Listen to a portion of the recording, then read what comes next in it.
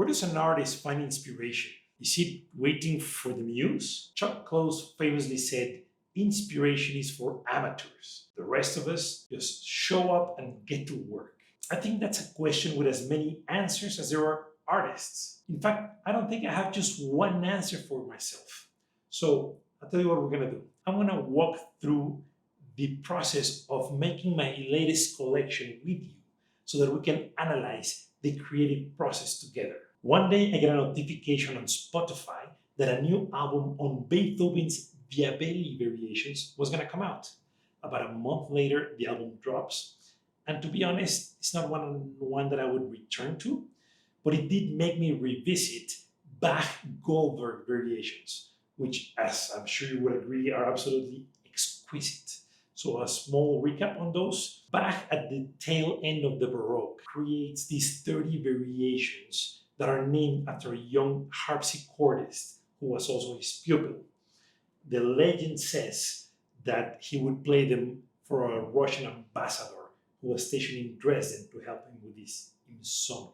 These variations are absolutely extraordinary, but they were quite obscure until Glenn Gould, in his debut albums in the mid-50s, brings them out, and now they're a staple in the repertoire of most classical pianists. When I listened to them again, I was enthralled by them, and I wondered who has taken these resource from the classical and Baroque music period into fine art photography. Now, where did that curiosity came from? I have no idea, but that was the kernel for the entire project, just that question itself. The worst thing that can happen to you as an artist is for you to get moved by a collection that you want to create and actually produce it and print it. Doesn't matter if it's in book form or in print form, and then you show it, and let's say you say, "Hey, look at what I've done. I created images of cigarette butts that I found on the streets in New York," only for somebody to say, like, "Irving Penn." That's the worst thing that could happen to you. You have to do your homework. You have to do your research. You have to know what others have said before you, so you can actually add something to the conversation, or at least try to. Otherwise, you're most likely doing subpar work on work that has done before you. So I started to research who had done this resource of the music, Baroque and classical periods, of creating conscious and mindful variations on a theme. And I didn't find any. I did quite a bit of research. You could say that Bert and Hilda Birch's collection on water towers, or Sugimoto's collection of movie screens of cinemas, but those are not really variations on a theme. Those are more like taxonomies on a theme. So I found no fine artist in photography, according to my research, had taken this resource in music and applied it in this area of art. It's like finding an island that is not on the map. As an artist, of course, you have to explore it. Great, so now we have a direction. And this is where the creative process gets super interesting, because it's like all these parallel universes are possible. The art piece has so many forms that are decided by the creative decisions that we're going to make from now on. Is it going to be a landscape? Is it going to be a portrait? If it's a portrait, of whom? If it's a landscape, where? Are we going to do this image in black and white, or is it in color? What's the format going to be like? It's going to be a large format that imposes on you, or it's going to be a small, intimate print? What is the packaging going to be like? What story are we trying to tell? So now all these decisions that we're going to create in every step is going to create at the end a specific artwork that is different from all the other possibilities that we could have taken. Now, the way it happens to me is that I focus on the story. What story do I want to convey through this art collection? And all the creative decisions come from there. All the decisions need to help tell that story in a way that is emotionally captivating. So the first creative choice we have to make in this project is which image are we going to vary. Bach did not write the aria which he used to create the 30 variations. Most musical scholars agree that that aria is too French for him to have written it. So this is exciting. I get to choose an image of a photographer that I admire, and I get to create 30 variations. Come on, that just on its own is very exciting. Which image though? Which photographer? Many came to mind. And at the end, I decided that Edward Weston's 1936 Nude would be the ideal image for this project because it has the proper challenges and constraints for it to be exciting for this. Now, this that I just told you, it's a posteriori reason of why. The reality is I have no clue. And it's ridiculous to sound like this trying to explain the creative process without actually explaining the creative process. But that's the creative process, at least that's how it is to me. Why did I choose that image? That's the image that I chose, that it feels right, that it does bring that level of challenge. Of course, it's a poetic, visually stunning, beautiful photograph, but there's so many that could have been, but this is the one that is. So that's the one that I went to. So now we're gonna do it with a person. Great. It's gonna be black and white. Fantastic. So we're starting to make these constraints on the image.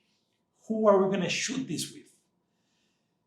Wow, that was a challenge. I contacted a number of modeling agencies in Mexico City and in New York.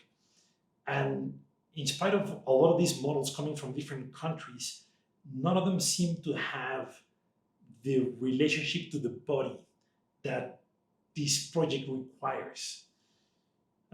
Seems to me that undressing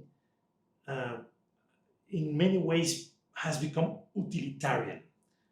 It has a purpose to seduce, to provoke a reaction. It could be to offend, it could be to conquer, it could be to assert power.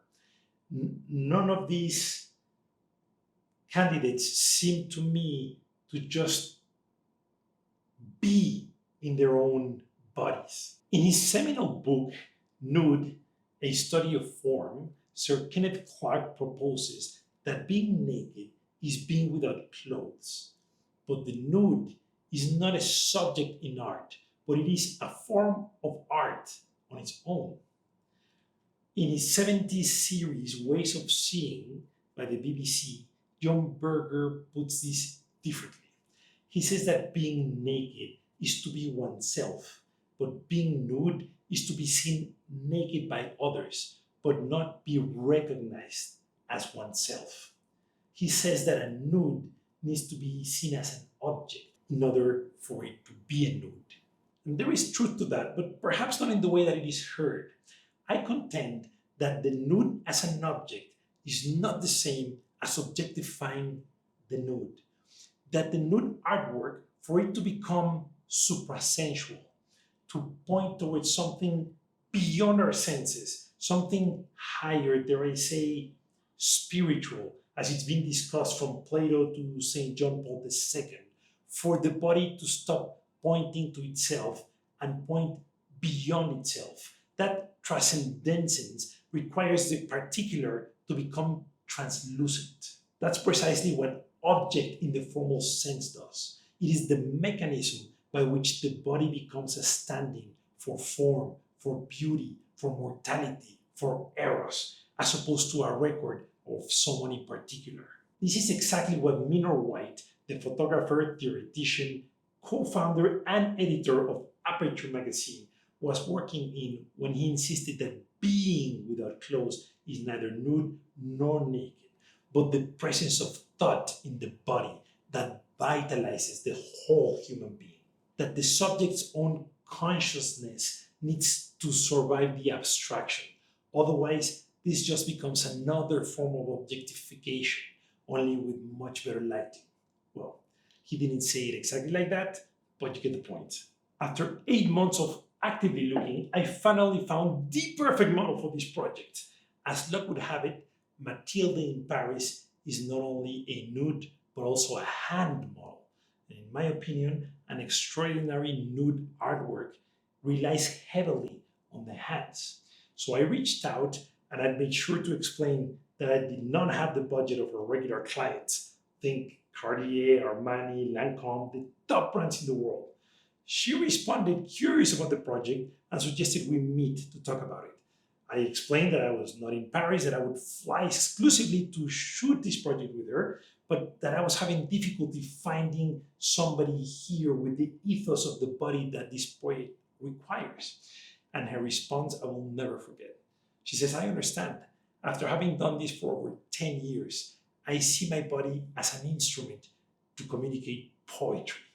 And that moment I knew I was talking to the perfect person to shoot this project with. After more research, I found the perfect place to shoot the variations that had the right crown moldings to mimic the original Western print and had enough space to put the lighting systems and recreate the shadows and harsh sunlight. I was also very lucky to have available one of the best hair and makeup artists in Paris to shoot this project with us. So then I started sketching what the variations were gonna be like, what were gonna be the positions of the hands, of the feet, of the head, of the legs. And then I stopped. In my experience, that's not the way these projects work. The way they best work, you get the right people, the great talent, the best talent that you can find to shoot your vision. And then you create the circumstances where you can shoot with them and allow creativity to flow. And then that's where you find the images and the poses. That's where the magic happens. So I completely stopped and I just trusted that I was gonna hire these professionals and hire this space and hire the equipment and fly to Paris and we're gonna shoot amazing images. Now, one last thing that you can say it's a pure coincidence, others would call it synchronicity. The days we were shooting happened at the same time to be the days where the European House of Photography were showing an Edward Weston retrospective, and Nude 1936 was the main image in the exhibit. So Matilde and I met at a cafe and we walked to the museum to stand in front of Edward Weston's original print that happened by synchronicity, accident, coincidence. I had no idea when we booked the flights and the dates and the project that this was happening at the same time. We stood in front of the actual print, the 1936 print, and we learned what Weston loved about it and what he wished he would have done differently. And also what Charis Wilson, the model who then became his lover and wife, also what she liked of that image and what she would have done differently. And so with that in our systems, we got to work. I was able to document the shoot. And if you're keen in exploring this further, I will happily share with you how we meet at the cafe, walking to the museum and standing in front of Edward Weston's 1936 print, how it impacted us and inspired us. And then the shoots, the parts that I can share with you here. And of course, at the end, the final artwork. Now, I know I haven't even come close to answering the question, where does an artist find inspiration? But I'm really starting to become aware that I did not find inspiration. Inspiration found me. What do you think?